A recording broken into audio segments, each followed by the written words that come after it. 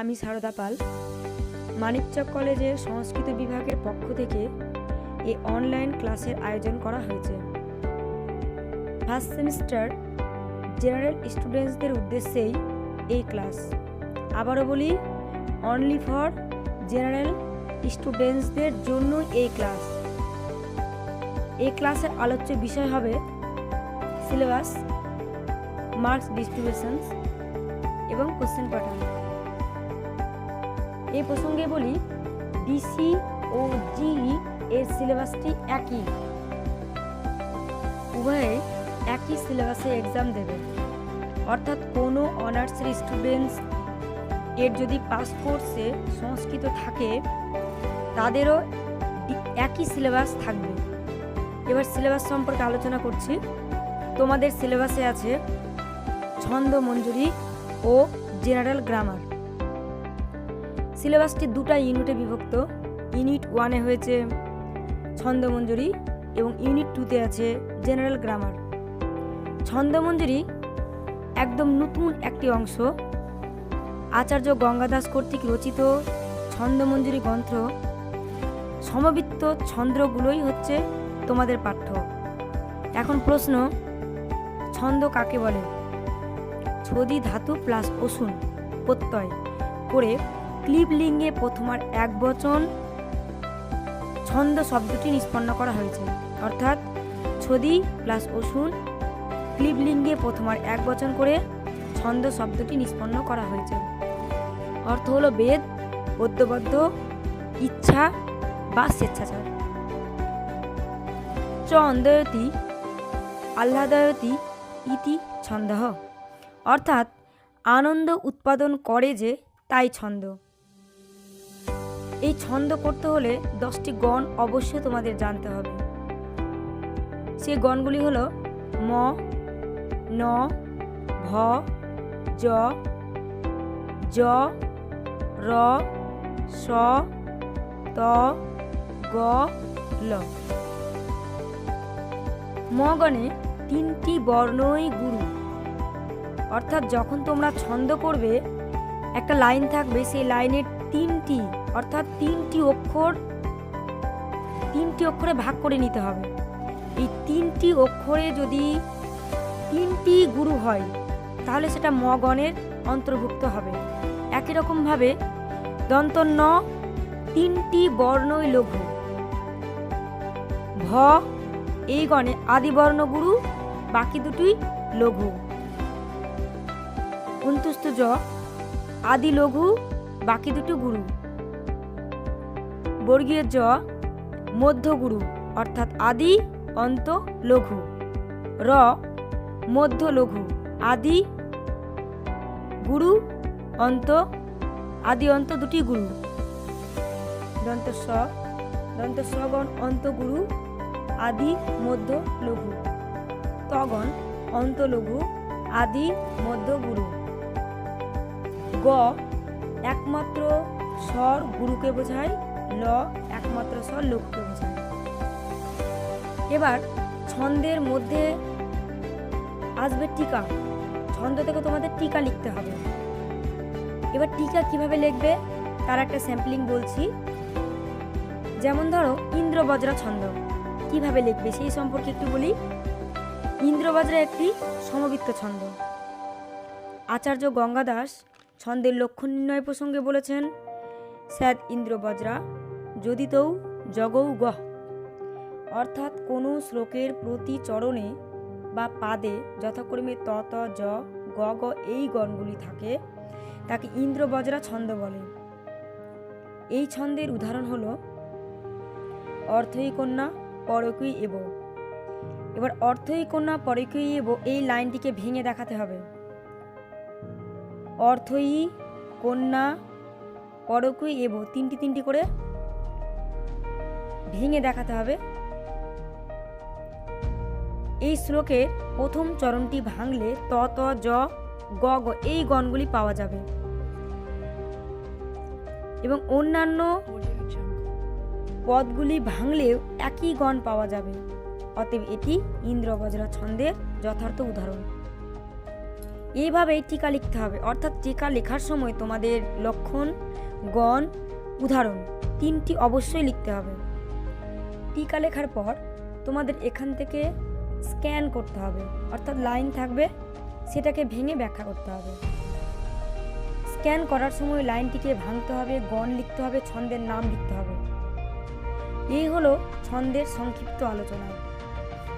এবার আসি ইউনিট 2, অর্থাৎ জেনারেল গ্রামারের আলোচনা নিয়ে। তোমরা 11-12 যে ব্যাকরণ অংশটি পড়েছো সেটি তোমাদের বিএ ফার্স্ট সেমিস্টারে আছে, যেমন সন্ধি, জয়েন অ্যান্ড ডিজয়েন, সমাস, কারক, শব্দরূপ, ধাতুরূপ। এবার শব্দরূপ কোনগুলো পড়বে তোমরা পড়েছো 11-12, ক্লাস 7এও পড়েছো যাদের সংস্কৃত ছিল। নর, মুনি, সাধু, মাতৃ, পিতৃ, লতা, মতি, নদী, ধেনু, ফল, মধু, আত্মন, গুণিন, সর্ব, তদ, এতদ, ইদম, জগৎ, যুষ্মদ, অস্মদ, কর্মণ ইত্যাদি। এইগুলি শব্দরূপ তোমাদের পড়তে হবে। তারপরে আসে ধাতুরূপ। তোমরা ক্লাস 7এও পড়েছো ধাতুরূপ যাদের সংস্কৃত ছিল, এবং 11-12এও তোমরা ধাতুরূপ পড়েছো। যেমন গম এর রূপ হবে গচ্ছতি, গচ্ছত, গচ্ছন্তি, গচ্ছসি, গচ্ছত, গচ্ছত, গচ্ছামি, গচ্ছাব, গচ্ছাম। এই যে রূপগুলো তোমরা নিশ্চয়ই পড়েছো। সেই গম ধাতুরূপ পড়বে। একই রকমভাবে পা এর রূপ হবে পিবতি, পিবত, পিবন্তি, পিবসি, পিবথ, পিবথ, পিবামি, পিবাব, পিবাম। দা, ভূ, ভূ, ক্রি, অস, অদ, হন, দ্বীপ, রুদ, সেব, লভ, তন প্রভৃতি। এইগুলি তোমাদের সিলেবাসে আছে, ভালো করে পড়বে। এবার আসি মার্কস ডিস্ট্রিবিউশন সম্পর্কে আলোচনা নিয়ে। তোমাদের একটি পেপারের মোট নম্বর 50, লিখিত পরীক্ষা 32, 18 ইন্টারনাল অ্যাসেসমেন্ট। 18 মার্কসটি গুগল মিটে এক্সাম দিতে হতে পারে, অ্যাটেন্ডেন্স, সেমিনার ইত্যাদির উপর ভিত্তি করে নম্বর দেওয়া হয়। আর 32 মার্কসটি ভাগ করে দেখাচ্ছি। 32 মার্কে দুটো ইউনিটে 16 করে ভাগ করা হয়েছে। ইউনিট 1-এ 16, ইউনিট 2-তে 16, অর্থাৎ ছন্দ থেকে 16 নম্বর আসবে, আর জেনারেল গ্রামার যে পোর্শন সেই অংশ থেকে 16 নম্বর আসবে, টোটাল 32।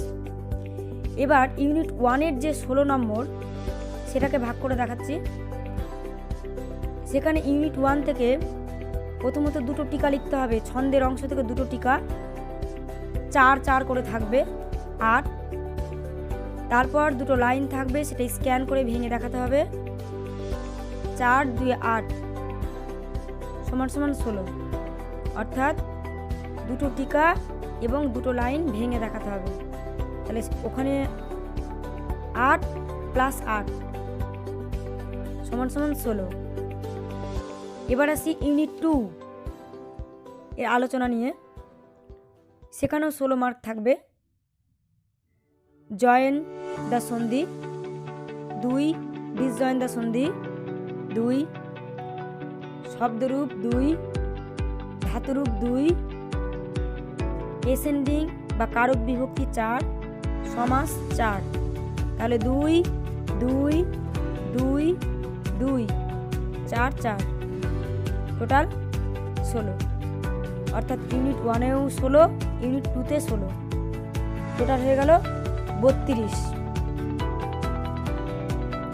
ইউনিট 1-এর আলোচনাটিকে আরও একটু ডিটেলসে এবং কোশ্চিন প্যাটার্ন অনুযায়ী আলোচনা করছি। দেখো, কোশ্চিন এর আগের ইয়ারে ফার্স্ট সেমিস্টারে পরীক্ষা হয়েছে, সেই কোশ্চিনের ভিত্তিতেই আমি আলোচনা করছি। ছন্দের ওপর শর্ট নোট লিখতে হবে, দুটো থাকবে 4টে। যেমন ধরো ইন্দ্রবজ্রা, বসন্ত তিলক, মন্দাক্রান্তা, দ্রুত বিলম্বিত, শিখরিণী, শ্লোকধারা এগুলি তোমাদের জন্য এ বছরের জন্য ইম্পর্টেন্ট। আবার বলছি, ইন্দ্রবজ্রা, বসন্ত তিলক, মন্দাক্রান্তা, দ্রুত বিলম্বিত, শিখরিণী, শ্লোকধারা থাকবে 4টা, কিন্তু লিখতে হবে 2টো। মার্ক থাকবে 4, 4 + 4 = 8। এবার আসি স্ক্যান করতে হবে, অর্থাৎ ভাঙতে হবে। SCAN, scan. ওখানে লেখা থাকবে ইংলিশ ওয়ার্ড, ইংলিশ এবং হিন্দিতে তোমাদের কোশ্চেনটা হবে। স্ক্যান করতে হবে অর্থাৎ ভেঙে দেখাতে হবে।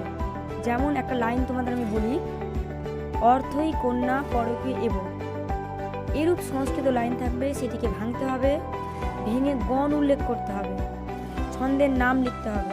তাহলে সেখানে থাকবে 4, করতে হবে 2টো, থাকবে 4টে লাইন। তোমরা করবে কয়টি? 2টো। সেখানে থাকবে 4 + 4 = 8।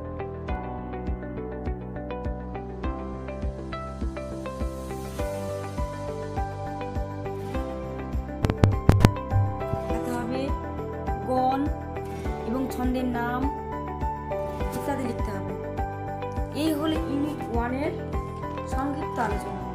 এবার আসি ইউনিট 2 অর্থাৎ জেনারেল গ্রামার।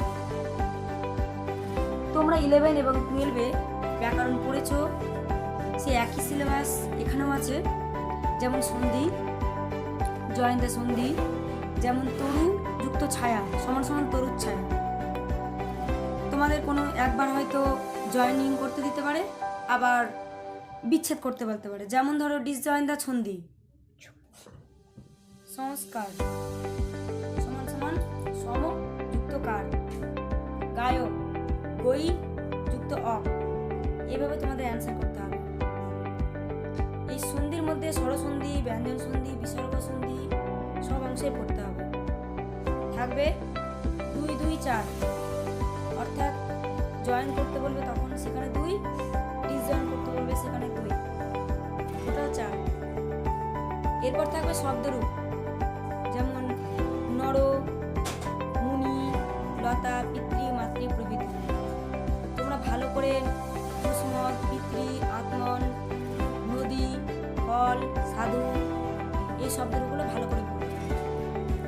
প্রশ্ন থাকবে নর শব্দরূপে তৃতীয়ার বহুবচন লেখো।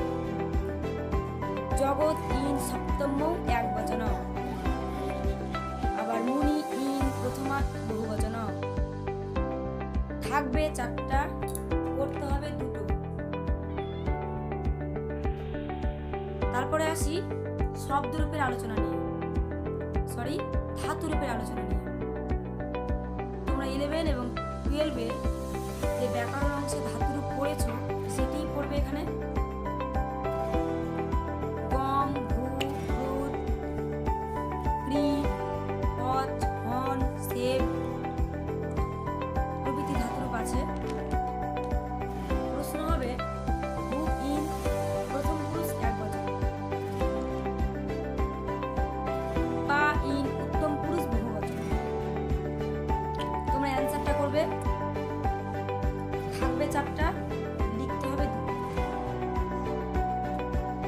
তাহলে শব্দরূপ এবং ধাতুরূপ থেকে টোটাল মার্ক থাকবে 4, অর্থাৎ শব্দরূপ থেকে 2 এবং ধাতুরূপ থেকে 2। ধাতুরূপের পর আসি কারক বিভক্তি। কোশ্চেনে ইংলিশে থাকবে কেসেন্ডিং, CASENDING, কেসেন্ডিং। তাকে বাংলাতে কারক বিভক্তি বলে। তোমরা জানো কারক 6 প্রকার: কর্তৃ, কর্ম, করণ, সম্প্রদান, অপদান, অধিকরণ। বিভক্তি 7টি: প্রথমা বিভক্তি, দ্বিতীয়া, তৃতীয়া, চতুর্থী, পঞ্চমী, ষষ্ঠী ও সপ্তমী।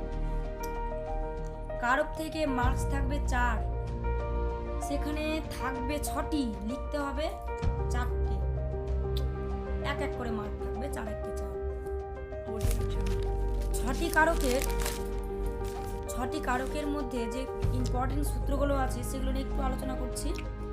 কর্তৃকারকের সূত্র স্বতন্ত্র কর্তা, অর্থাৎ কর্তা যখন নিজে কোনো কাজ করে সেই ক্ষেত্রে স্বতন্ত্র কর্তা হয়। যেমন বালক পশ্চাতে, বালক অন্যের সাহায্য ছাড়াই নিজেই চাঁদ দেখছে, সেই ক্ষেত্রে বালক পদটাতে কর্তৃকারকে প্রথমা বিভক্তি হয়েছে, সূত্র স্বতন্ত্র কর্তা। আরও একটি সূত্র হলো তৎপ্রয়োজক হেতুশ্চ, অর্থাৎ কর্তার দ্বারা যে কার্য সম্পাদন করে সে প্রযোজক কর্তা বা হেতুকর্তা, অর্থাৎ যে অন্যকে কোনো কার্যে প্রবর্তিত করে বা প্রেরিত করে। যেমন প্রভু ভিত্তনা কর্ম করতে, প্রভু ভিত্তকে দিয়ে কার্যটি করাচ্ছে। কে করাচ্ছে? প্রভু। তৎপ্রয়োজক হেতুশ্চ, প্রভু পদটিতে তৎপ্রয়োজক হেতুশ্চ এই সূত্রানুসারে কর্তৃকারকের প্রথমা বিভক্তি হয়েছে। এবার আসি কর্মকারকের কিছু সূত্র নিয়ে। আমি প্রত্যেকটা কারকের একটা সূত্র করে আলোচনা করে বলে দিচ্ছি যে তোমাদের যদি কর্মকারকের কোনো সূত্র এসছে বুঝতে পারছো, সেই ক্ষেত্রে লিখবে কিভাবে অ্যান্সারটা।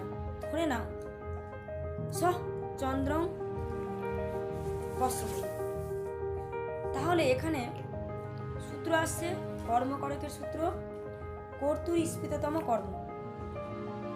এই সূত্রের ব্যাখ্যা প্রসঙ্গে বলেছে কর্তা ক্রিয়া দ্বারা যে বস্তুকে পেতে ইচ্ছা করে তাতে কর্মকারকের দ্বিতীয় বিভক্তি হয়। তাহলে বালক চন্দ্রং পশ্যতি, সে চাঁদ দেখতে ইচ্ছা করছে, চাঁদে কর্মকারকের দ্বিতীয় বিভক্তি হয়েছে। যদি এই প্রশ্নটা আসে যে চন্দ্রং পশ্যতি, চন্দ্রং নিচে দাগ থাকে, তোমরা যখন উত্তর লিখবে তখন লিখবে কর্তুরু স্ফীততম কর্ম। এই সূত্রানুসারে চন্দ্রং পদে কর্মকারকের দ্বিতীয় বিভক্তি হয়েছে। একরকম ভাবে যদি রাম ও বনম উপবসতি থাকে, তারা উত্তর যখন লিখবে, যদি বনমের নিচে দাগ আছে রাম বনম উপবসতি, বনমের নিচে দাগ আছে, যখন উত্তর লিখবে তখন লিখবে উপান্নাদং বস। এই সূত্রানুসারে উপ শব্দযোগে বনম পদে কর্মকারকের দ্বিতীয় বিভক্তি হয়েছে। সূত্রের আলোচনাতে বলা হয়েছিল উপ অনি অধি আ উপসর্গপূর্বক বস ধাতুর উত্তর কর্মে দ্বিতীয় বিভক্তি হয়। সেই কারণে উপবসতি, বনম উপবসতি, এই যে ওয়ার্ডটি রয়েছে এখানে বনম, এই পদটিতে উপশব্দযোগে উপান্নাদং বস, এই সূত্রানুসারে বনম পদে কর্মকারকের দ্বিতীয় বিভক্তি হয়েছে। একই রকম ভাবে যদি তোমাদের সম্প্রদান কারকের সূত্র আসে রুচ্চার্থনাং প্রিয়মান, এটা সম্প্রদান কারকের একটা সূত্র, সেখানে বলা হয়েছে রুচি অর্থে রুচ ধাতু যোগে সম্প্রদান কারকে চতুর্থী বিভক্তি হয়। যেমন হরয়ে রোচতে ভক্তি, এখানে রুচ ধাতু যোগে হরয়ে পদে সম্প্রদান কারকে চতুর্থী বিভক্তি হয়েছে। একই রকম ভাবে অপাদান কারকের সূত্র নিয়ে আলোচনা করি। যদি তোমাদের হয়তো প্রশ্নে উল্লেখ আছে ব্যাঘ্রাত ভিবেতি, সে বাঘ দেখে ভয় পাচ্ছে, তখন উত্তর লেখার সময় তোমরা লিখবে ভিত্তার্তানাং ভয় হেতু। এই সূত্রানুসারে ব্যাঘ্রাত পদে অপাদান কারকে পঞ্চমী বিভক্তি হয়েছে। এইভাবে পূর্ণ বাক্যে লেখার চেষ্টা করবে। যদি কেউ না পারো তাহলে লিখবে যে ভয়ার্থ ধাতুর প্রয়োগে অপাদান কারকে পঞ্চমী বিভক্তি হয়েছে। ভিত্তার্তানাং ভয়হেতু, এই সূত্রের আলোচনা প্রসঙ্গে বলা হয়েছে ভয়ার্থক এবং ত্রণার্থক ধাতুর প্রয়োগে অপাদানে পঞ্চমী বিভক্তি হয়। ভয়ার্থক অর্থাৎ যার কাছ থেকে ভয় পাবে তাতে পঞ্চমী হবে। এখানে সে বাঘ দেখে ভয় পাচ্ছে, তাই ব্যাঘ্রাত পদ হয়েছে।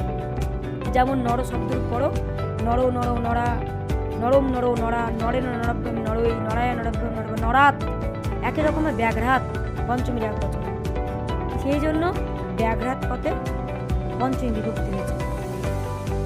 এ হলো তোমাদের অপাদান কারকের আলোচনা। তারপর অধিকরণ কারকের আলোচনা নিয়ে আসি।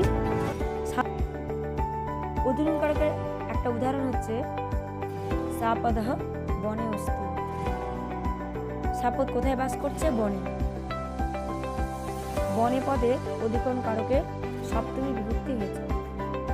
অধিকরণ কারকের একটা সূত্র নিয়ে আলোচনা করছি। যথেষ্ট নির্ধারণ, অর্থাৎ অনেকগুলির মধ্যে একটিকে শ্রেষ্ঠ বলে প্রতিপন্ন করে। যেমন বৃক্ষেষু বটবৃক্ষ শ্রেষ্ঠ, অনেকগুলি বৃক্ষের মধ্যেই বটগাছ শ্রেষ্ঠ। সেই কারণে বৃক্ষেষু পদে অধিকরণে সপ্তমী বিভক্তি হয়েছে যথেষ্ট নির্ধারণম এই সূত্রানুসারে।